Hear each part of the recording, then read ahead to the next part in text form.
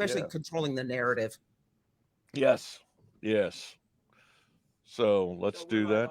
Hey, Facebook, good morning. Welcome aboard. Yeah, we're happy you are joining the Veteran Impact Show. We broadcast live on Facebook. We'll also be on YouTube. We'll be on DBTV. We're going to be out there on. Welcome to the Veterans Impact Show, where we continue the mission of highlighting veterans and service organizations who continue to serve our community and our nation. We're brought to you by Fairway Independent Mortgage and Lone Star Wealth Strategies. Don't worry, retire happy. Welcome aboard. I got to tell you, we got a great program and you've got a great friend coming on board with us today. Yeah, Another Marine. One of my favorite Marines, and very appropriate as June is largely considered female veteran month. I got to tell you. So yeah, we are wrapping up with one of my favorite Marines. I think that is tremendous. Well, let's introduce Maggie. Welcome aboard. We're glad to have you. Glad to be here. Thank you for inviting me. So we introduce you as saying you're a Marine. Tell us a little bit about what you did in the Marine Corps. Well, I was a precision measurement equipment repair technician. So I was in the air wing, which was a really good thing for me. And I repaired the equipment, everything hydraulic, pneumatic, digital, and analog, all the test equipment that they use to repair the planes and the helicopters that we had there at Camp Pendleton. So it was a lot of fun. It was a lot of work. I was in school for a very long time to learn how to do that. And, it was a great job. I got to tell you, man, having flown in some of those planes as flight crew, the people in the background who kept us flying, they were the most important people in the world. Oh, yeah. Because if something went wrong, and that was what we tried not to let happen. Well, Maggie, you have done some amazing service after you left the Marine Corps. You have brought that spirit of service with you. Why don't you tell us a little bit about what you're doing right now? Well, I'm currently a trustee for the Greater Dallas Veterans Foundation, and I'm also the adjutant for my American Legion Post 581 in Dallas. And so the Greater Dallas Veterans Foundation, primarily its mission has been to put on the Dallas Veterans Day Parade.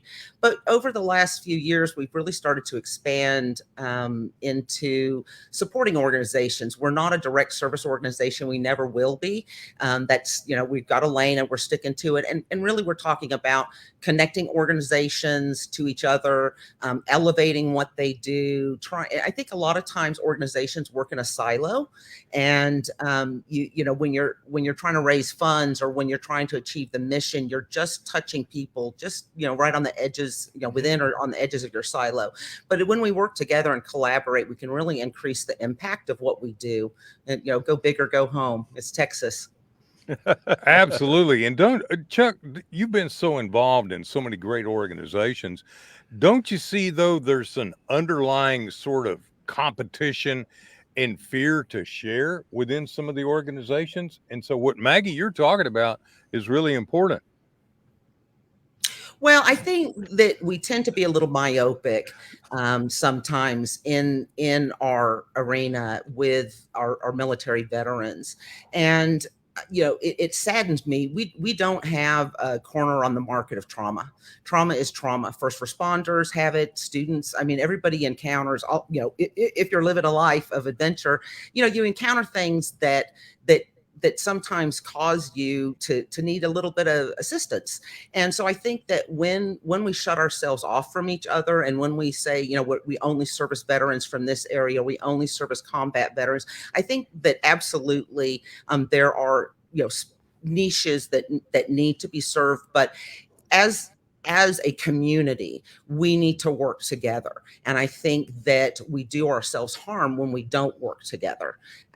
We can increase our impact. And I think that if we're really trying to serve the mission of supporting our veterans, military, first responders, and their families, when I was director of the Veterans Institute for Film and Media, really trying to get that off the ground, very niche market, and we can talk about that. And I would go out and try to market it, and people say, well, I don't see how that applies to me. And I'm like, whatever, dude, that's fine. But if you say you support veterans, I don't care. Don't tell me thank you for your service. That does nobody really any good. I don't care if you donate to puppies. Do you like puppies? Well, then donate to the service dog. Do you like horses? Donate to that. Are you worried about the homeless or the housing? I don't care, because ultimately it serves the mission. Right. And the mission is to support our veterans and their families. Absolutely. Hey, and a piece of exciting news. I'm going to tangent a little bit, but I want to start talking about all these different spokes as we continue our round silo analogy for the show. But I want to talk about a lot of you've got several spokes that you've hit on, and one of them that I'd like to start with, but I really want to come back to your work in film, is the idea. We have done a really, really good job. You ask almost anybody and they'll tell you that there are 22 veterans committing suicide every day. And you think about Tunnels to Tower, you think about the Wounded Warrior Project, and I'm talking about the supposedly nonprofit organization. Sorry, I was being a little editorial there, as opposed to the actual Wounded Warrior Regiment and the Marine Corps and the Wounded Warrior units. But one of the problems we have is, as a country, we've done a really good job, as all of them are trying to raise money, and there's nothing wrong with that. We need money, they need support, but it's left everybody with the impression that veterans are all broke and one step away from going postal at the office, and that's just not the case. No, it's not true. And one of the things, there was a book, Stolen Valor, and I met the author, and he talks about how the media and everybody has focused on the problem situation. And I remember being at the dedication of the Vietnam deal down in Fair Park, the memorial. And I was talking with Roger Staubach and a group of veterans that I knew, and I knew Roger fairly well from real estate. And there was a group of guys, in the wild outfits and all that. And the press wanted to go talk to them. They didn't want to talk to the successful business leaders who were also veterans. Gotcha. And that's a big thing. The media has focused on the negative and not the positive of what people are doing. And let me tell you something. Roger Staubach built one of the best real estate companies in the nation. Yep. Navy veteran. One of the greatest quarterbacks that ever walked onto a football field. Naval Academy grad, like our friend Clint Bruce. Yeah. And both of them played in the NFL. Roger played a little better than Clint, but Clint will make sure that I hear about that later. But I got to tell you, given the size of Clint Bruce, I would not insult him. I wouldn't go there. Clint, this is Jim Blythe talking to you right now. Okay, we're having some fun, but I want to get back to one of the points that you're making, Maggie, and I think it's a really important point. You talk about collaboration. So talk a little bit about the mission of the Dallas Veteran Foundation, and then how you guys are trying to grow that, expand that to be a connector in the space. Okay, so for example, last fall, the foundation had a mental health symposium where we brought veterans, first responders, and educators together to talk about, because you talk about 22 veterans a day. I think it's dropped a little bit, but we have a real crisis in this nationwide, but worldwide. I mean, when you start looking at the statistics and you start talking about what is happening out there with mental health, and so we need to control the narrative a little bit, and we need to link people. So that's what the foundation is really working on. So for example, we had the mental health symposium. We're doing another, we're working with Parker University to do an event on July 27th. Again, we'll bring in different veteran organizations and veterans themselves to kind of talk about what Parker's doing, what we're doing, take them to look at the facility, go up to the STAR. They've got a really great facility up there, Brain Institute. So, there's a lot of really good work happening. I'm all about, connecting. I'm in a really, lucky place because I don't have to pay for myself. I'm a volunteer. I've always been a volunteer. And it's just really great when you can put people in the same room together talking about the same issue from different perspectives. And so for me, what I really like to see is what are you seeing in your population? What are your best practices to serve those populations, and how can we export that, or take pieces of it to work within different populations? So for example, our indigenous peoples have really great ceremonies that they do to help welcome their warriors back into their community, and I think that there's just some different ways that we can look at that. It's how do we transition these folks out of the military and do it consistently and in a healthy way to get them back producing into society, to make that transition back into being a veteran in a civilian society. One of the things that you kind of alluded to and went around to make a point, I'd like to come back. A lot of people don't realize, and it gets hidden in the message, that veterans in this country have always led the way. When you go back after World War II, it was veterans who organized using military leadership techniques. And veterans, one of the things most people don't realize is the VA healthcare system, 70% of all of your medical professionals train in the VA. All of these things lead the way. So you made a point, Maggie, about look at nationally, look at worldwide, global, the epidemic of suicide. It's not just the military. No. And by developing these programs and working in what you said, we're going to be able to take this out as a way to help the nation and the world as a whole. And I think that's critically important. And a lot of people go, "Oh, how could you do that?" Let me tell you something. We've been doing it for years. And well, that's one of the things that I, like the American Legion, until I became a Legionnaire, I don't think I really understood what they do. And I think a lot of folks don't understand. There's great groups. We've mentioned a few: Wounded Warriors, American Legion, any of the service groups. But we need to, as veterans, lead the way for our nation again. Just continue to serve. I mean, I learned service in the military. Really. I didn't know what it was to be an American. I didn't know what it was to serve my community, and coming out of the Marine Corps, that was what I took out of the Marine Corps. And so when we're looking at trying to build a society that is accepting and equitable for all, when we can partner people together so that people understand where somebody else is coming from. And I think veterans are a great resource for our students, especially to say, stay the course. This is, I know it's tough right now, but it just breathe in, breathe out. Here's some things. Here's some art classes you could do. Here's yoga. Here's the horses. Here's the here's the doggies, whatever it is that go fishing, go shoot hogs out of a helicopter. What is it that will help you, process this? And like I say, is I'm really looking to try to build a partnership in conjunction with Carry the Load and their educational program with our schools here in the Metroplex, and saying, every school should have some sort of civic engagement. I'd love to see some sort of a big brother, big sister program with veterans and students. So, I dream big, and I keep chipping away at it. And that's the kind of thing that Charlie Mike attitude, which when we met back the last time pre-COVID, when we did the Dallas Veteran Film Festival, which was phenomenal. And I've got a story I want to share in another segment about that with our friend from Creative Vets, Richard. What was Richard? None of them. Richard Casper. They're knocking it out of the park. I always forget his last name. I don't know why. But some of the things that you've done, and you are just natural. I think our listeners can see it already. You are effervescent. You don't let anything get in your way, and you are such a great example of the positive side. And speaking of which, I wanted to share a piece of trivia.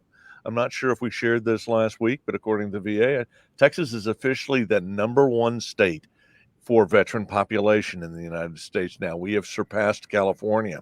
And they're all coming here. And they're all coming here. A lot of them are coming here. Well, it's the cost of living in California is keeping a lot of our veterans from enjoying the lifestyle that they would like. But face it, we have a lot of military bases here, and the guys come here, guys and girls, I use the term generically. They come here, they get a chance to see Texas, and they want to stay. It's amazing how many of them want to stay.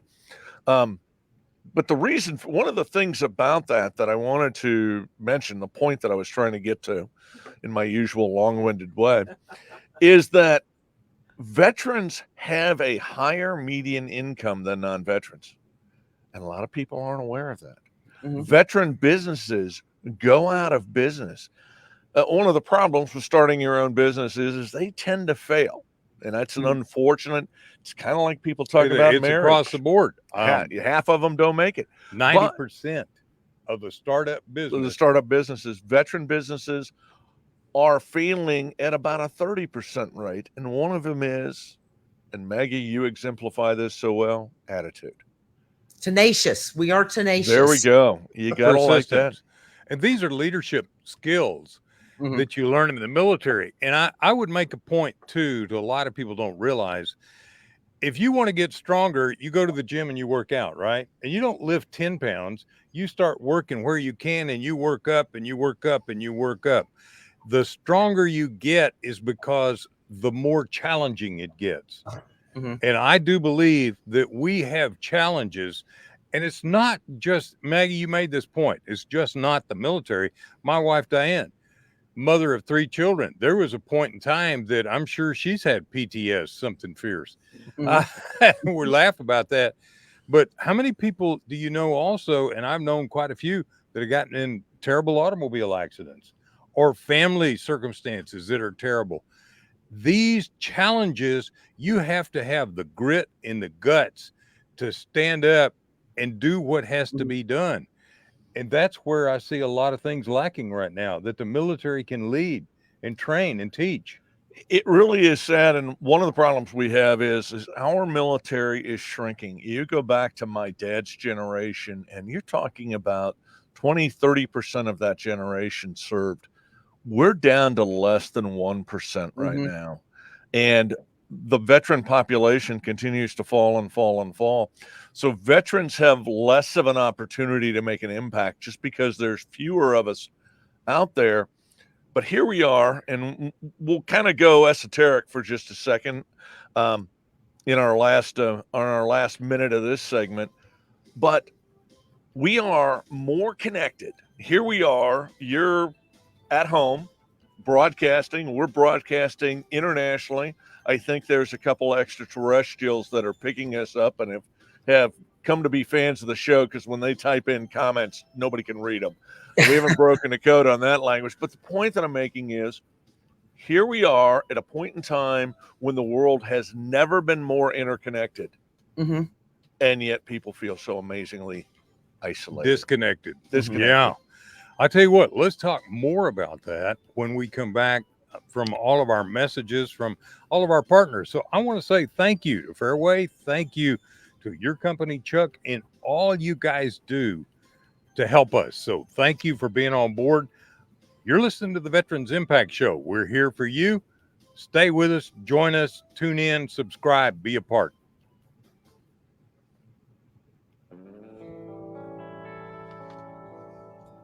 Welcome back to the Veterans Impact Show. And thanks to our sponsors, Fairway Independent Mortgage and Lone Star Wealth Strategies. Now, let's continue this great conversation. Hey, welcome back. Man, we've got some great comments. And Jordan Levy, my wife was just pointing out, welcome aboard. Thank you. Chuck, we've been talking with Maggie. Why don't you reintroduce Maggie real quick for those who just joined us? So, Maggie Croxville, did I say that right? Croxville. Coxville. I have always wanted to ask you how to pronounce that, and I promise you I will continue to screw it up because I never do get it right. Well, now, wait a minute. Crowville is Cajun. Well, it's Croxville. There's some debate about the origins and that hard X against that V. Is it, for us? Anyway, I think it's a made up name. I think we finally decided that somebody invented it like 3 generations ago. But yeah, it's people trying to make it pretty, but it's not. It's just Croxville.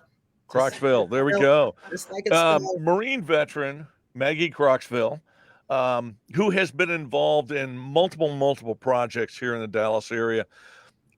Talk about, and you referenced it earlier, and you've got a project that you were working on with the Medal of Honor Museum. And let's talk about that for just a second. If our listeners don't know, we are currently in the process in Arlington, Texas, of building an absolutely beautiful state-of-the-art Medal of Honor Museum.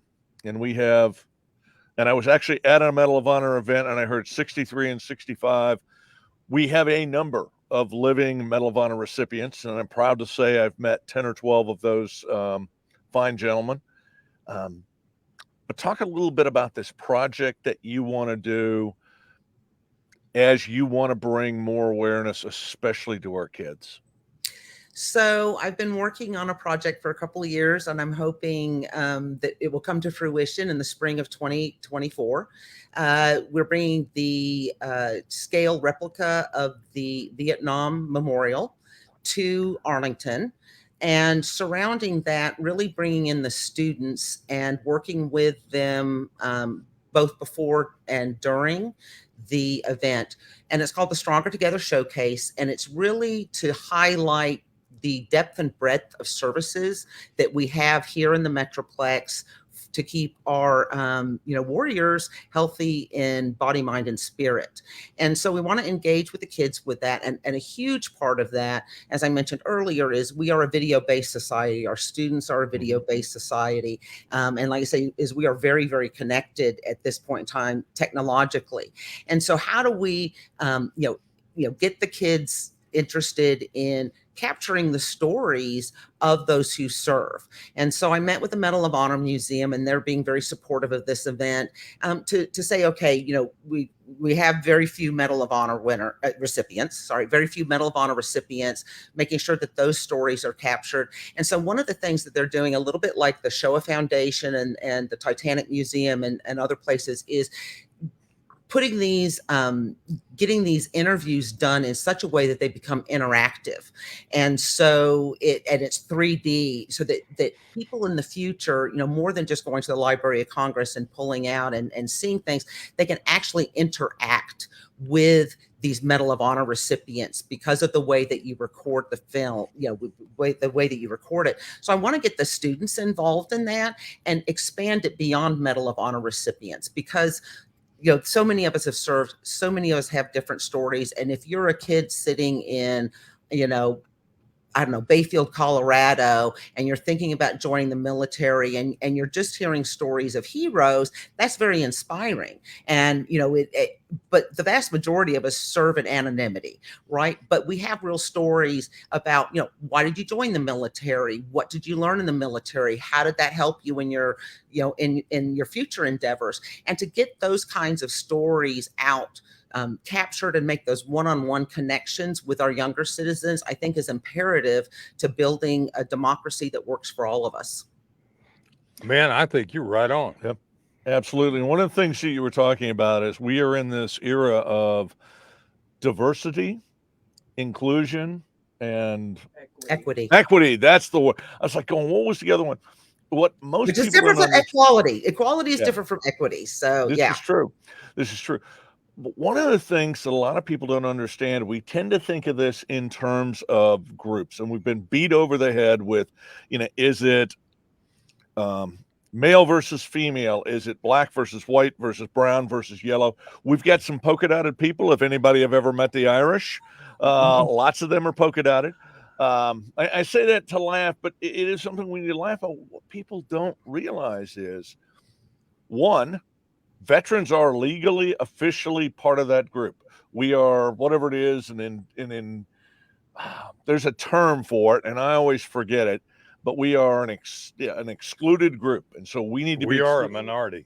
We're considered a minority. But here's the thing: in the veteran space, we wrote the book on inclusion. Absolutely, and it's I am still convinced to this day. Nothing had a greater impact on the civil rights movement back in the 60s. And I know about it mostly through Discovery Channel and history and all of that. But it was our veterans. It was men serving with each other. It was groups like the 442nd. They were the Rainbow. They called them the Rainbow Division, but they were really a regiment. They were from Hawaii. They were all Asian. They served in Italy, and to this day are still the most decorated regiment in all of the military, the most decorated unit in all of the military. And I'll tell you the other thing too, and you're talking about this, put the Tuskegee Airmen up front. I mean, absolutely, without a doubt, they changed everything for a lot of people. And Lisa has made a comment about a gumbo to add a little spice, and I'm not sure if she's talking about Maggie's last name or if she's talking about all of our veterans. So, Lisa, you really want to throw us I got to tell you, there. and there is a lot of spice with all of our veterans because we all stand up and go, Yahoo! Yes, I got to tell you, this is a great conversation, Chuck, and we're going to be coming back in just a minute after the words from all of our partners. I want to say a special thank you to Fairway Independent Mortgage, my company that I work for, doing specialty loans for seniors and helping out reverse mortgage lending. My NMLS number is 311548, and our corporate one is 2289. I had to get the legal stuff out of the way. Got to keep those lawyers happy. Bet, Lisa, couldn't agree with you more. I want to do a quick shout out to Nathaniel Smith of Ascend Podcast. The young man does incredible work, and our producer here, and the lovely Mrs. Diane Blythe, who puts up with all of our nonsense. And we are going to be right back. You did it. Wow. Nailed it. Welcome back to the Veterans Impact Show. And thanks to our sponsors, Fairway Independent Mortgage and Lone Star Wealth Strategies. Now, let's continue this great conversation. Man, I tell you what, we're just having a little too much fun today. We are. And I have been corrected. How's that? It's Ascend Podcasting. Oh, okay. Well, Nathaniel, sorry, you Nathaniel. need to meet Maggie because you guys could work together. Oh, and that's what connection is all about. And that's what we're all about. We're very thankful for all the people that are joining in on our conversation today. Really, really appreciate that. I gotta say though, Maggie, you the epitomize. I really enjoying getting to know you. You've got energy that is just boundless. Plus, you're seeing a problem, take the field, win it, and get it done. And so I want to say thank you for that. In some of the things you're talking about, though, the stories of the everyday person, those are the stories that really have gotten lost, aren't they? I think they really are. And I think that what's interesting is a lot of veterans think that they don't have a story. Like when, I'm trying to record, I'm saying, hey, will you sit down with me and tell me your story? They're like, I don't have a story. I joined the military for this reason or whatever. I'm like, that's the story. There's a million, there's billions of lives to be read and there's billions of reasons to join the military. And people need to hear, why is it, that you joined the military? I did it to basically save my life. I was raised overseas. My parents, right before my dad retired, decided to, come back to the United States. And so we were going home and they took me to Odessa, Texas, and nothing necessarily against Odessa, Texas. But, when you've lived all over the world and are used to a lot of diversity and that sort of thing, it's not exactly a hot spot for culture, especially not in the late 70s. And so, I went to college for a while and that didn't really stick. And I just thought, my life is going nowhere. I don't know what I want to do. I've got to get out of here somehow. Right. And the Marine Corps seemed like the answer. They have the best uniforms. They are in every climb and place. And what your recruiter fails to tell you multiple things, but what he failed to tell me was at the time I joined the Marine Corps, there were only 2 women Marines overseas, and they were both on embassy duty, and I would have had to been an MP to even do that, and that was not what I wanted to do. And so, and it was the first best decision I ever made in my life. It changed the course of my life. It made me grow up. It was a lot of fun, except when it wasn't. And like I said earlier, I in my late teens and early 20s, I didn't have to decide where to go, what to do, what to wear. Somebody told me to do that. And very cool stuff. And 2 things there, Maggie. One, if you're going to be a bear, you may as well be a grizzly. Yeah. And the worst of times were the best of times. To the point you were making, it was fun, except when it wasn't fun.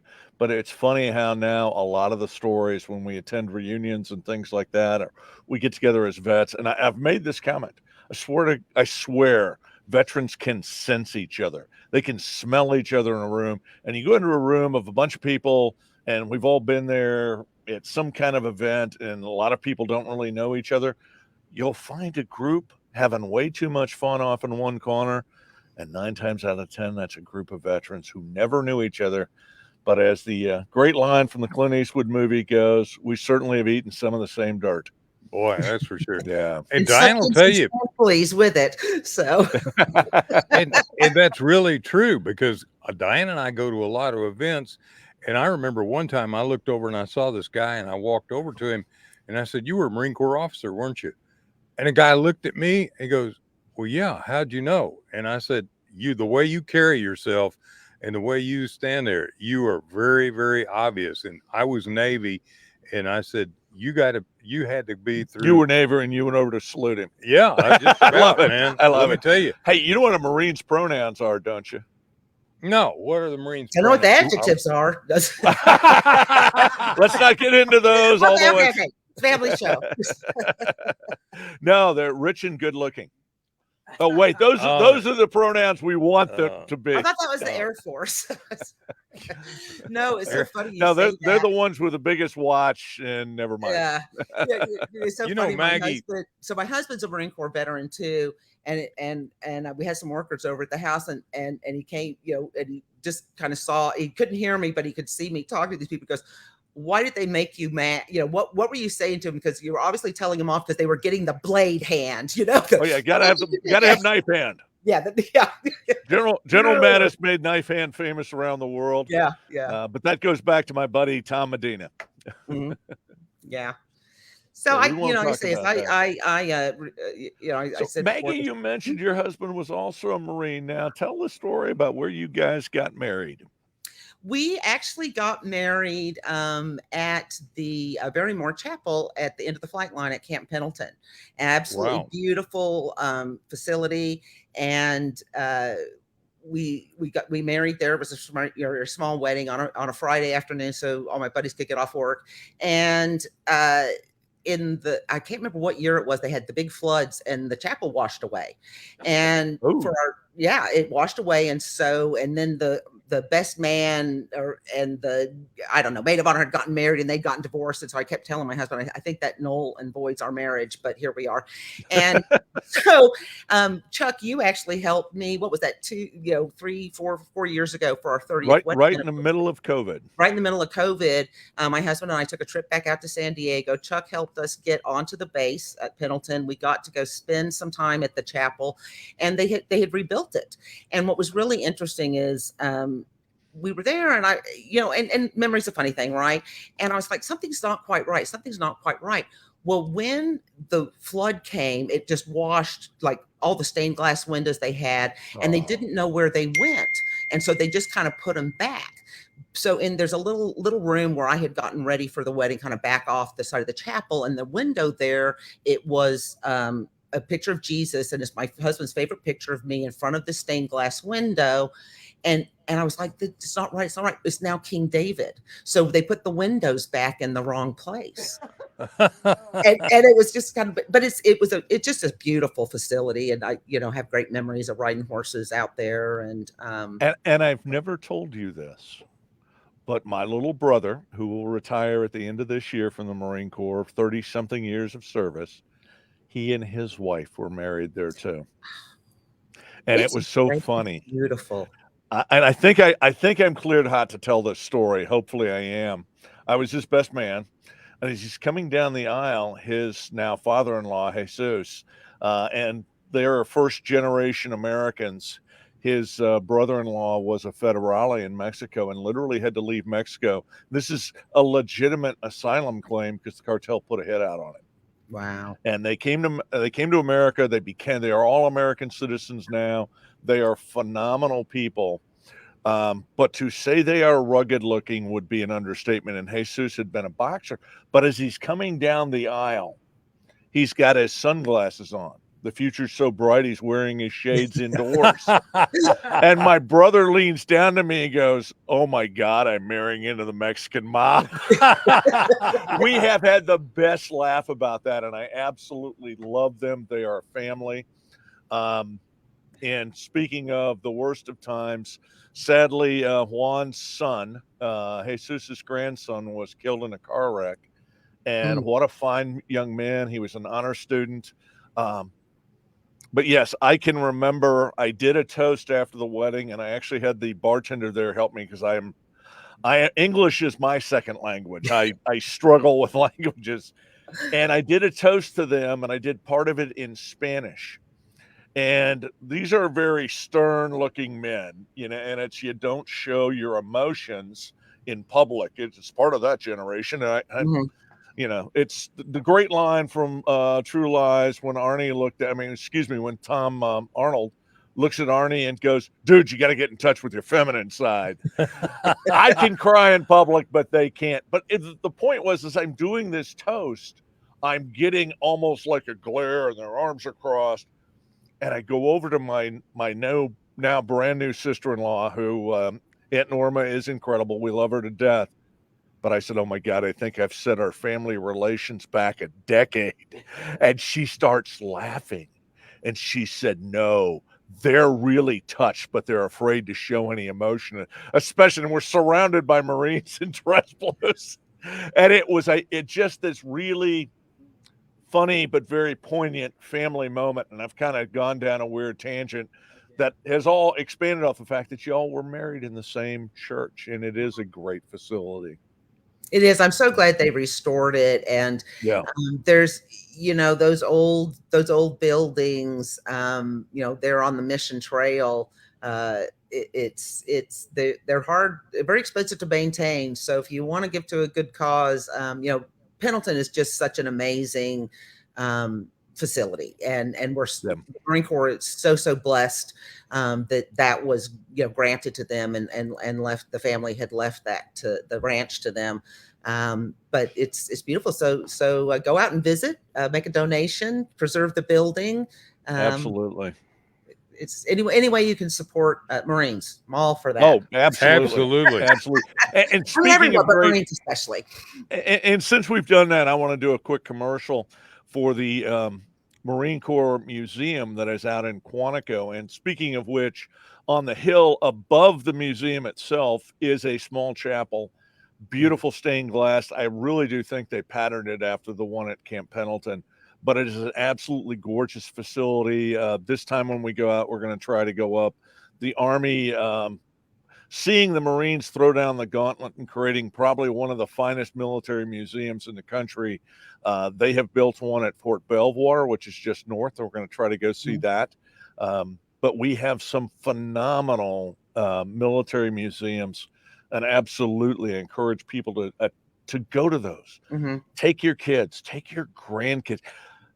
And this is the power as my generation starts to get a little bit older, and a lot of us, but not me yet, have grandkids.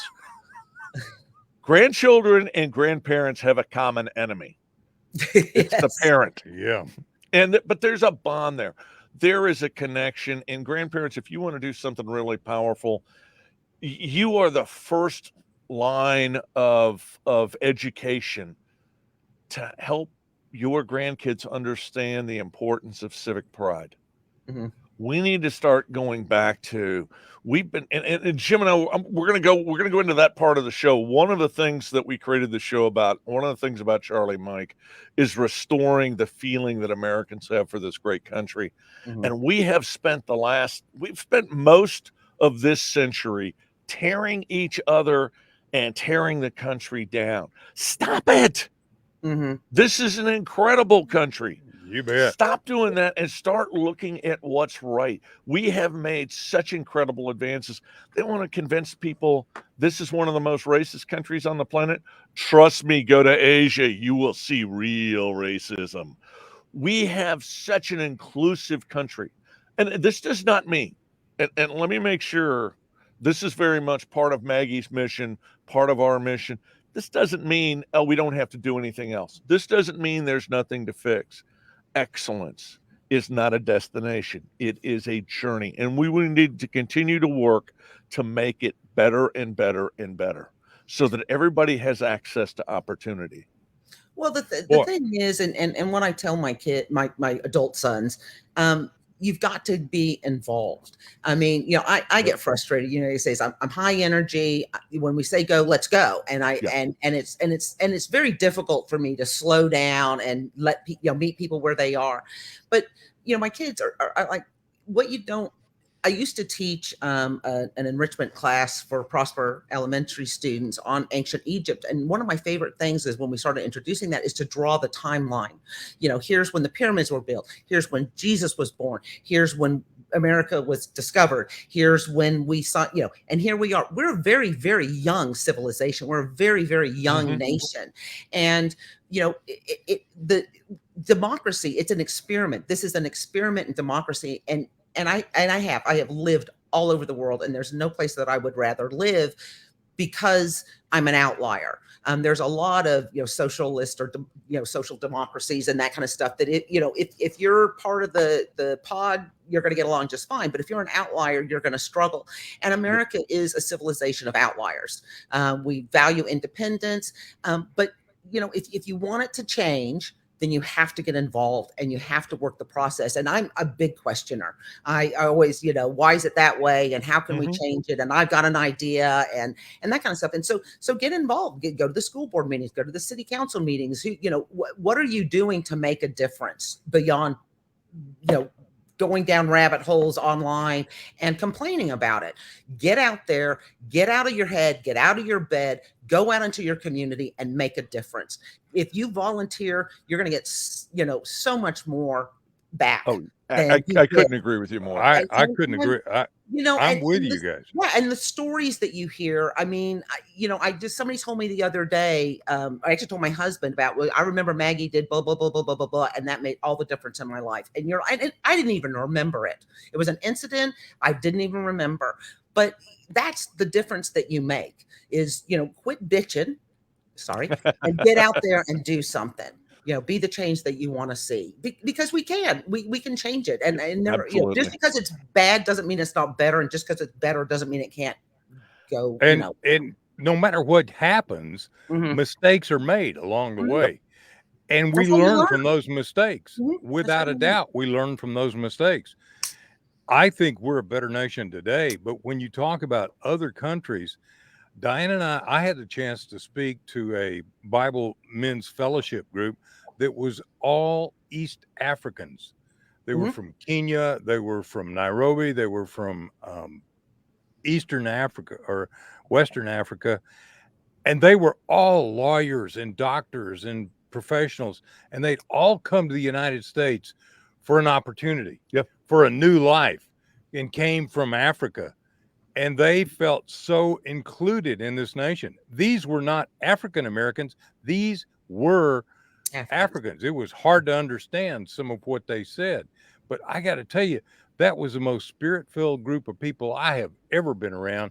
And you talk about sing the national anthem, man, they were all over it. It was fantastic. I think you're right. You got to get out there. You got to be a part. Well, as soon as your knee's better, we're going to get you out there. I'm doing the best I can, and some real good drugs. Thank you, Dr. Cole. It's helping me. Hey, I'm having a great time. We got one more good segment, then we're going to bring this program back into the dock. Maggie, thank you for being on board. Stay with us, and we'll answer more questions that are coming up. Thank you for being part of the Veterans Impact Show. Chuck, you did such a good job. Take us out again. You did good last time. Yes, let me do that. We are here. We are Charlie Miking our way through continuing the mission. But speaking of sharing stories, this is the Maggie Croxville story. Welcome back to the Veterans Impact Show. And thanks to our sponsors, Fairway Independent Mortgage and Lone Star Wealth Strategies. Now, let's continue this great conversation. I got to tell you, great day. We're about to bring this program back into the dock, and it's been absolutely fabulous. Maggie, I learned so much, and just being around you, I feel about 10 times better. I think I'll be able to go out and run track this afternoon. All Your righty. energy just is explosive, and that's great. Infusive. Yeah. It is infusive. One of the points you made, and this is where I want to encourage you to tell the stories. My father-in-law was a B-24 pilot, and he flew a plane to Africa, or no, to Italy. And then they gave him orders to come back to the States to train to be a B-29 pilot. Well, by the time he got the B-29 training, the war was over. Mhm. So they gave him the option, and he went back to college, went to SMU. He was there same time my dad was. Harry never felt like he really served in World War II. And I was on an aircraft carrier in Vietnam, and I never felt like I was in Vietnam because I wasn't in country. Mhm. I didn't experience what those guys did. And this is what Maggie was talking about. Exactly. Every veteran's got a story. And Maggie, we'll talk about it, since we are in Women's Veterans Month, as we continue that identity politics that I hate, but we won't go there. I've already been political enough on the show. But one of the things that I have heard, and I'm sure you have too, and I'd like you to talk about this a little bit, so many women veterans have that same, hey, I didn't feel like I really served. I don't want to talk about it. It's insane. How do we fight this? Well, I think we fight it, first of all, within the community itself, by being welcoming and opening and recognizing that unbroken chain of service. Again, that everybody has a role to play, that Right. that you couldn't have done what you did if I hadn't done what I did. And then that's just the facts all the way down the line since the beginning of warriors.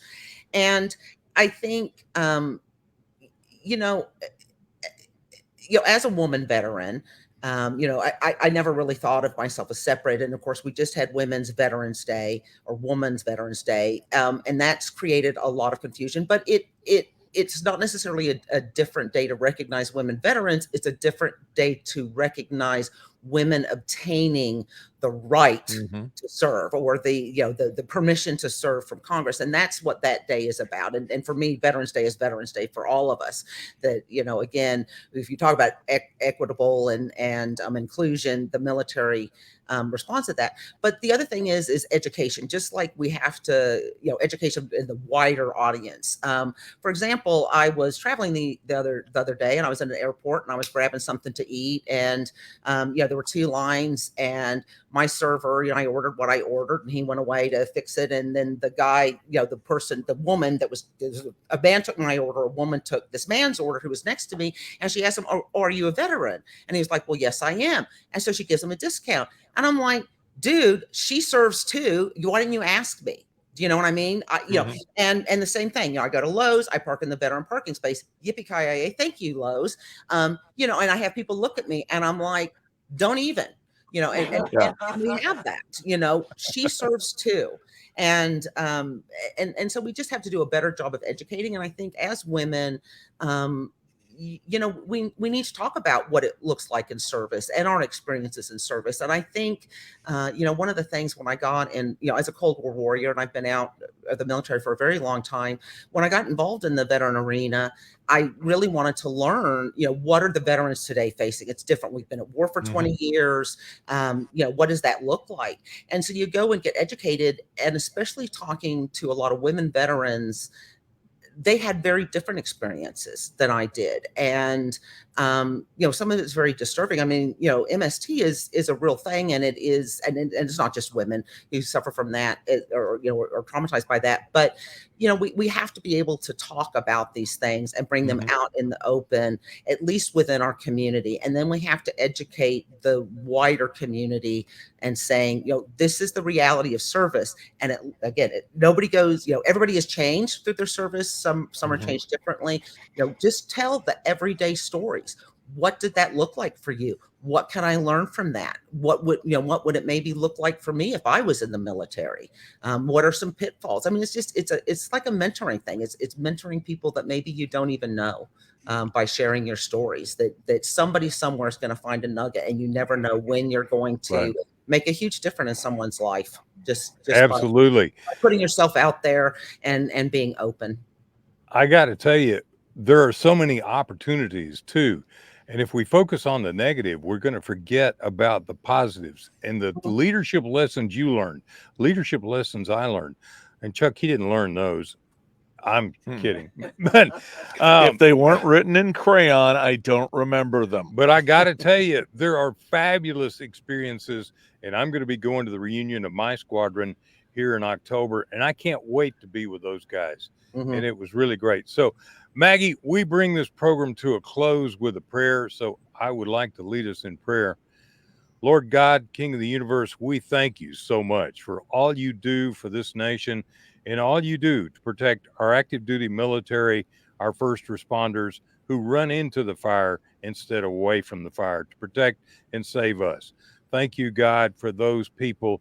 And thank you, God, for all of our veterans who have been in the fire and are here to lead and pull this nation back together.